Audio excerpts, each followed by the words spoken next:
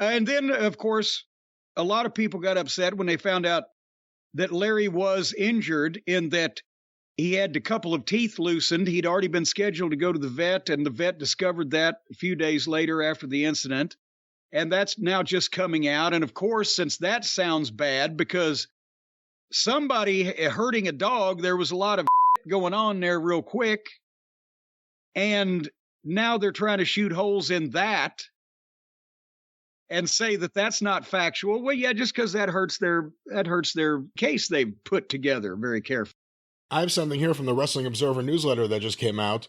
The story of the dog being hit with the door had not been told to anyone that we are aware of until the story broke on October 26th, which many suggested was timed due to the Bucks and Omega returning to television, and perhaps with the result of the investigation being what it was, an attempt to take them down when the investigation did not do so. Oh, good God. He's so dramatic, Uncle Dave. I mean, let me just comment on, again, we just mentioned nobody has been hearing Punk's side.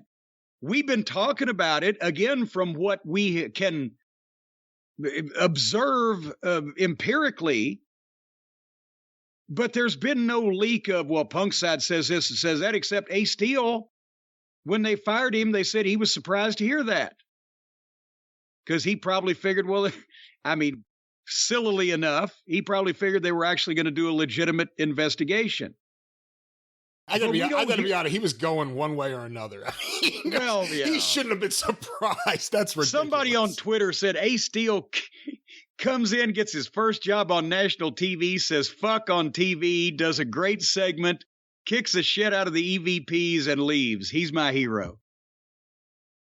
But anyway, but besides that, we haven't heard, well, Punk's side says this and that. No, the story that we heard from the start was pretty much the story, and there were multiple witnesses that. We don't hear from Punk, but we hear from, winking, blinking, and nod over there that thank God they didn't have nuclear secrets during the Manhattan Project in World War II, or we'd all be speaking German. These guys can't help but fucking spill their guts because they are so butthurt all the time when anybody recognizes their flaws and shortcomings.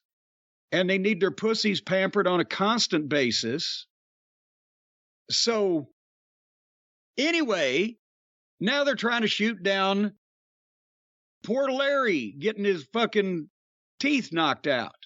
And he has more, correct? Because, this is not even a journalist trying to say, okay, well, this side says this and this side says that. Here's the facts, like they do on the wrestling news every morning.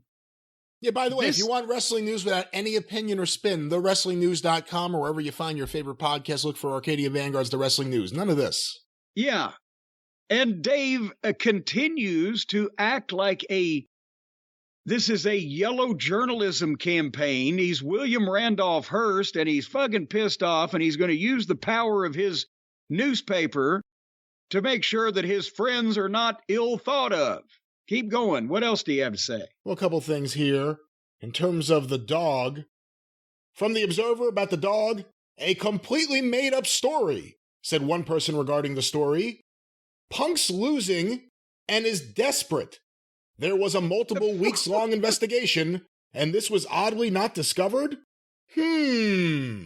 Also, Wait, hold on here. Number one, Punk's desperate. Punk's desperate because he's in a bad position. He's either going to come back to work and make multi-millions of dollars, or he's going to be given multi-millions of dollars not to come back to work. Goddamn, I'd be almost suicidal. Secondly, a weeks-long investigation and we've heard nothing about, maybe you should have asked the other person that was in the room. Also, it so happened to be mentioned the moment there was news about the Elite possibly coming back. It's insane that people would even humor this.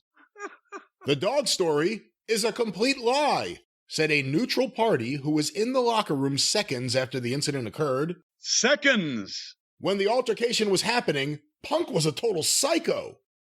Kenny picked up the dog to save him. Wait a minute. You mean he was a guy in an actual real fight instead of one of these fucking fruitcakes fucking skipping around doing round-offs and cartwheels? No, they meant he was wearing his mother's clothes and stabbing people in the shower, but let me get back to the quote here.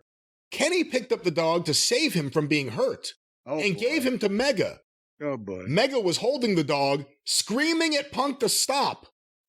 Punk didn't even register that his, quote, baby was being held by a stranger in the middle of a fight.